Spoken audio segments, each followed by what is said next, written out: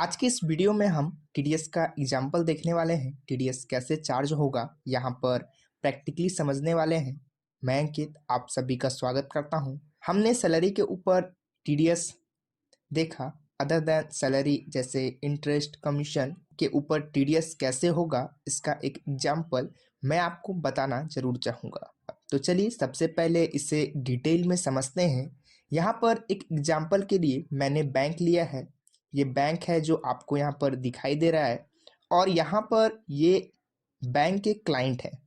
इनका नाम मनीष कुमार है। एक्चुअली ये इमेज मैंने गूगल से लिया है, यही ठीक लगा तो मैंने यही लिया है, लेकिन आप एग्जाम्पल के लिए ये बैंक के क्लाइंट हैं ये समझ लीजिए। और ये क्लाइंट ने अपने बैंक में कुछ अमाउंट डिपॉजिट किया है। वो फिक्स डिपॉजिट है जो कि एफडी के रूप में जाना जाता है। फिक्स डिपॉजिट कितना अमाउंट डिपॉजिट किया है? 10 लाख रुपया इन्होंने डिपॉजिट किया है। आपको यहाँ पर दिख रहा होगा 10 लाख रुपया मनीष ने एफडी किया है यूनियन बैंक में। यहाँ पर आप कोई भी बैंक ले सकते हैं और बैंक मनीष को 10% इंटरेस्ट दे रही है उसके एफडी के ऊपर।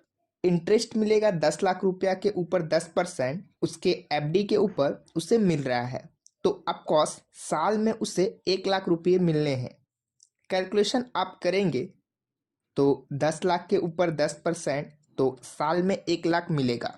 लेकिन यहाँ पर इनकम टैक्स डिपार्टमेंट क्या बोलती है? बैंक को बोलती है, मतलब इनकम टैक्स डिपार्टमेंट का रूल है, अगर आप किसी को भी पेमेंट करते हो और वो अगर इंटरेस्ट वाला पेमेंट है, साल का 10,000 से ज़्यादा है, तो उसके पेमेंट में से जो भी उसका इंटरेस्ट का पेमेंट रिसीव हो रहा है उसके पेमेंट में से 10% का टीडीएस डिडक्ट कर लो। मतलब बैंक वाले को बोला जाता है कि यदि साल में 10,000 से ज़्यादा रिसीव कर रहा है इंटरेस्ट, तो आप 10% उसके अमाउंट में से टीडीएस डिडक्ट कर लीजिए, काट लीजिए। बैंक यहाँ पर डिडक्टर है, उसके पास आपका टेन नंबर है जिसे टैक्स असेसमेंट नंबर कहते हैं, तो वो डिडक्ट कर लेगी टीडीएस।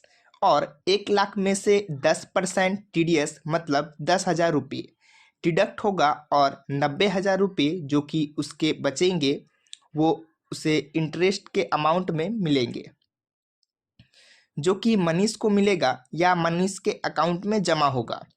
तो यहाँ पे आपको ये समझ में आया होगा। लेकिन 10,000 रुपये जो बैंक ने डिडक्ट किए हैं वो कहाँ पर जाएंगे? 10,000 रुपये जाएंगे इनकम टैक्स डिपार्टमेंट में, जो कि है आईटी डिपार्टमेंट, राइट। ये 10,000 बैंक को आईटी डिपार्टमेंट में भरने होंगे और जब बैंक भरेगी तब एक फाइल भी जनरेट करेगी जिसे आईटीआर फाइल कहते हैं। तो उसे वो ट्रेसेस के पोर्टल पे अपलोड कर देनी होगी। ट्रेसेस यानी कि ये इनकम टैक्स टीडीएस डिपार्टमेंट का है। लाइक ट्रेसेस का फुल फॉर्म यहाँ पर दिया हुआ है, आपको यहाँ पर ऊपर में दिखाई दे रहा होगा। TDS reconciliation analysis and correction enabling system. याद रखिए ये जो ट्रेसेस है ये एक ऑनलाइन पोर्टल है टीडीएस कलेक्शन का।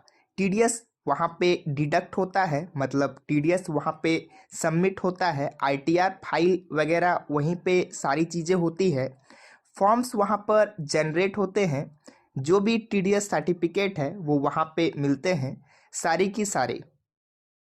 तो बैंक यहाँ पर क्या करेगी? ये सारा का सारा जो भी टीडीएस डिडक्ट हुआ है इसका पूरा का पूरा डॉक्यूमेंटेशन आईटीआर वहाँ पे होगा। लेकिन अब यहाँ पर 90,000 मनीष को मिलने के बाद मनीष के मन में एक सवाल रहेगा कि मुझे 1 लाख मिलने थे, राइट। 10% इंटरेस्ट के हिसाब से फिर 90,000 ही क्यों मिले? तो मनीष क्या करेगा?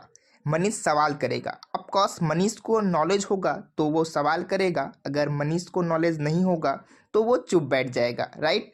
लेकिन जनरली सबको पता रहता है कि हमारा इंटरेस्ट कितना मिलने वाला है और जनरली कोई आजकल अनपढ़ नहीं है, सभी अपने पैसे का ख्याल रखते हैं। तो उसे 1 लाख मिलने थे, 90,000 क्यों मिले, वो क्वेश्चन अराइज करेगा। तो उसको टीडीएस सर्टिफिकेट बैंक देगी। बैंक बोलेगी कि हमने आपका टीडीएस भरा है। बैंक ट्रेसेस पोर्टल से डाउनलोड करके उसे टीडीएस सर्टिफिकेट दे देगी कि आपके 10 नंबर के अगेंस्ट में मैंने आपका टीडीएस भरा है ट्रेसेस पोर्टल पे और वो फॉर्म 16A दिया जाएगा। यहाँ पर दो फॉर्म आते हैं, पहला है आपका 16 और दूसरा 16A। और ये 16A जो है, जो कि हमने अभी इंटरेस्ट कैलकुलेशन के लिए लिया other than salary like interest commission etc। Form 16A ये वाला सर्टिफिकेट या ये वाला फॉर्म वहाँ पे डाउनलोड होगा ट्रेसेस से, बैंक वहाँ से वही डाउनलोड करेगी। अगर आप सैलरी वाले लेंगे तो सैलरी के टाइम पे 16A होता है। याद रखिए जो सैलरी एम्प्लॉयड हैं उनके लिए 16 होता है, और जो अदर देन सैलरी है, यहाँ पे इंटरेस्ट का ही बात कर रहे हैं हम लोग, यहाँ पर 16A का फॉर्म जनरेट होगा और वो मनीष को दिया जाएगा।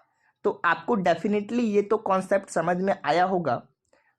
बैंक वहाँ पे टीडीएस रिटर्न करती है तो वहाँ पे क्या क्या भरती है, क्या क्या डॉक्यूमेंटेशन वहाँ पर होगा, वहाँ पर उसकी कितनी अमाउंट डिडक्ट की है वो भरा जाएगा, टीडीएस का पूरा डिटेल भरा जाएगा, मनीष का पैन नंबर और पेयर का टैन नंबर यानी कि बैंक का टैक्स असेसमेंट नंबर, ये सारी चीज़ें फाइल उस पोर्टल पर अपलोड करना पड़ता है टैक्स रिटर्न फाइल में, टीडीएस रिटर्न फाइल में, और ये क्वार्टरली करनी पड़ती है यानी कि हर 3 महीने के बाद करनी पड़ती है। और ये सारे फॉर्म्स इंक्लूड होते हैं, फॉर्म्स 26AS के अंदर ऐड होते हैं, मतलब 16 और 16A ये दोनों भी 26AS के अंदर ऐड होते हैं।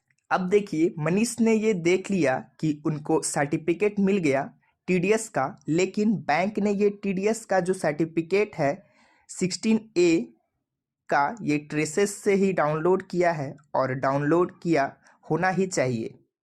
अगर बैंक ने डुप्लीकेट बनाई है ये सर्टिफिकेट या नहीं, ये आपको वेरीफाई करना है। तो आप अपने लॉगिन, मतलब मनीष क्या करेगा, जाएगा ट्रेसेस पोर्टल पे, ऑनलाइन टीडीएस पोर्टल पे, और वहाँ पे अपना लॉगिन करेगा। मतलब ऑफकोर्स लॉगिन आपको बनाना पड़ेगा, एक अकाउंट, पैन कार्ड सबमिट करके आप लॉगिन करेंगे। ये वेरीफाई कर सकते हैं, वहाँ पे आपको 26AS मिलेगा, मतलब फॉर्म मिलेगा देखने के लिए। 26AS जो मिलेगा उसमें आप देख सकते हैं कि आपका जो टीडीएस है, बैंक ने जो 10,000 डिडक्ट किए हैं वो वहाँ पर दिख रहे हैं कि नहीं, क्योंकि आपके पास टीडीएस का 16A फॉर्म रहेगा। तो 16A को हम 26AS के साथ कंपेयर कर सकते हैं।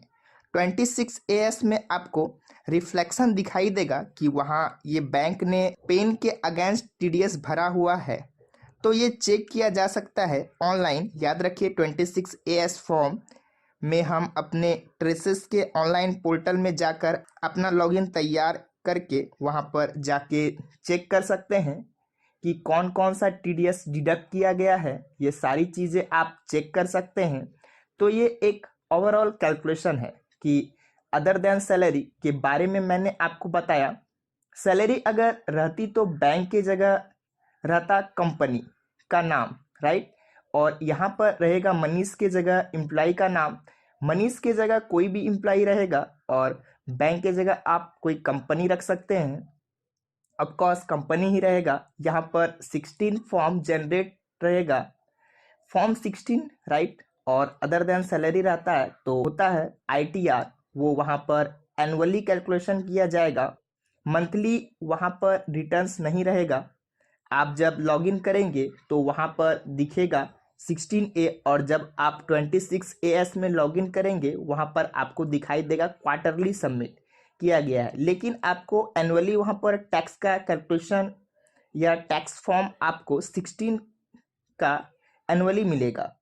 तो आपको ये मैंने बताया कि टीडीएस अदर देन सैलरी कैसे रहता है, टीडीएस ऑन इंटरेस्ट हमने जान लिया, कैलकुलेशन और कुछ प्रेजेंटेशन के अंदर समझ लिया कि कैसे आखिरकार टीडीएस होता है, और आप लोगों ने इस वीडियो में जाना कि टीडीएस ऑन इंटरेस्ट क्या होता है, कैसे इसका कैलकुलेशन होता है। तो यह वीडियो आपको पसंद आया होगा, तो थैंक यू।